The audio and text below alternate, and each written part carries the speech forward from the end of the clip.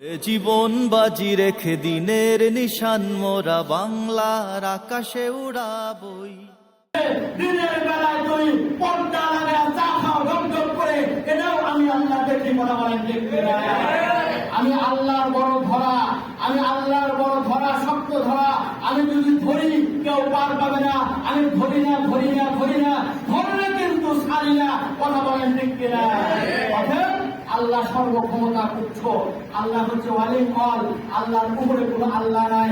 আমাদেরকে দোয়া করতে হবে, আল্লাহ এই জমিনের ভিতরে আমি গুনাহগার বান্দা ছাড়া তোমার অনেক বান্দা আছে, কিন্তু তুমি আল্লাহ ছাড়া আমাদের কোনো আল্লাহ নাই। জোরে জোরে বলেন সুবহান, আরো জোরে বলেন সুবহানাল্লাহ।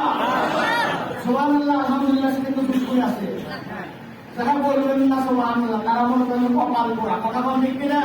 জোরে বলেন সুবহানাল্লাহ।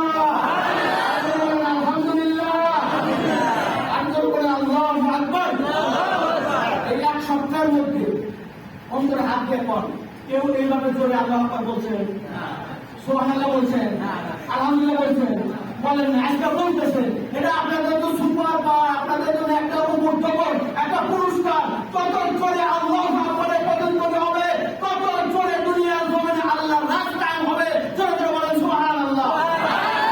আপনাদের ফলো করেন, এই বাংলার জমিনে শাহজালালের বাপ ভূমিতে, শাহজালালের বাপ ভূমিতে যখন কিনা বড় গোবিন্দ দাওয়াতি কাজ হিন্দুদের কথা চালু হয়ে গেছিল, তখন আল্লাহ রাব্বুল আলামিন বারবার করে ভালোবেসে ইন্না দ্বীন ইনদাল ইসলাম, আল্লাহর কোরআনকে বিজয় করার জন্য শাহজালালের বাপ ভূমিতে আল্লাহ রাব্বুল আলামিন শাহজালাল রহমাতুল্লাহ আলাইহিকে পাঠিয়ে দিলেন। তখন শাহজালাল রহমাতুল্লাহ আলাইহি এই সিলেটের জমিনে এসে নারায়ে তাকবীর, আল্লাহু আকবারের প্রতিধ্বনি দিয়ে দিলেন। বড় গোবিন্দ দুটি খুলে পালিয়ে যেতে বাধ্য হয়েছে।